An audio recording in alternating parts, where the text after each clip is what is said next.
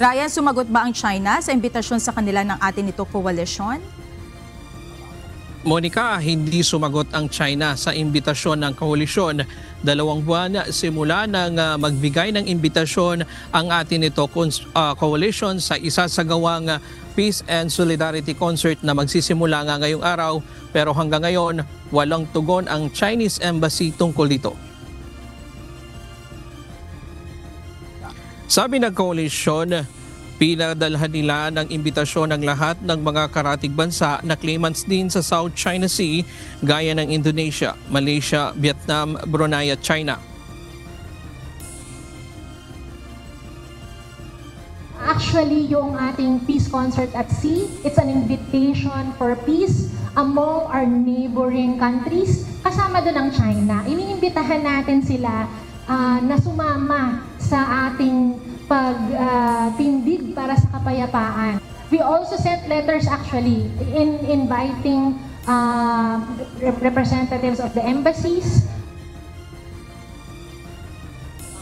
Pero hindi nawawala ng pag-asa ang atin ito coalition sa mga susunod na panahon ay pagbibigyan ng China ang kanilang kahilingan alang-alang sa kapayapaan.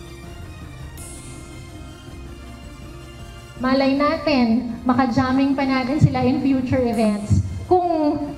Pero ang kulatilya lang doon, they have to respect our international rules-based order para talagang hindi lang ito basta salita, pero in action as well. They show their commitment to peace. Hindi naman maaapektuhan ang isasagawang concert kahit pa magparamdam ang mga barko ng China sa lugar, maliban na lamang kung maisasaalang-alang na ang kaligtasan ng mga kasama sa civilian mission. Sabi ni David, inaasahan na nila ang presensya ng China lalo na't ginawa na nila ito sa 2 naunang civilian mission sa West Philippine Sea. We expect naman that, of course, just in the first and second mission, posibleng may shadowing, posibleng may radio challenge, pero klaro naman sa atin na tayo yung marapat na nandun. So tuloy lang tayo. So long as ang assessment natin ay safe and secure pa rin, we proceed as planned. Ngayong hapon nagsimula na itong unang bahagi ng concert. Present ang mga artists gaya ni Noel Cabangon, Evidencel, Morobits, Roach, Pumi, Biona, Kaimata, Aimond at Horizon. May isang grupo din ng mga isda ang nakiisa sa programa ngayon o ngayong hapon dito sa paligid ng barko dito sa karagatang sakop ng El Nido, Palawan. At sa ngayon ay nagsimula na nga yung concert dito sa may poop deck nitong barko. Inaasahan natin matatapos ito hanggang mamayang 8:00 ng gabi. Diyan muna ang latest mula dito sa El Nido, Palawan. Balik sa'yo, Monica. Ryan, mukhang talagang walang balak no, na makipag-usap ang Chinese Embassy sa atin ito coalition. Matapos ba nitong effort na ito, meron pa silang nilulutong ibang hakbang para makuha ang kanilang atensyon?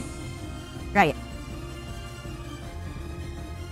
Sabi ng atin ito coalition kanina ay may pag-asa pa sila na baka sa susunod na mga mission nila ay tumugon naman ng China. Ibig sabihin ay hindi sila nawawalan ng pag-asa na maaaring tumugon din ng China sa mga imbitasyon na ito dahil ito naman ay para sa kapayapaan dito sa rehiyon, lalo na dito sa mga claimants country dito sa West Philippine Sea at South China Sea. Alright, maraming salamat Ryan Lacanlale live mula sa El Nido, Palawan.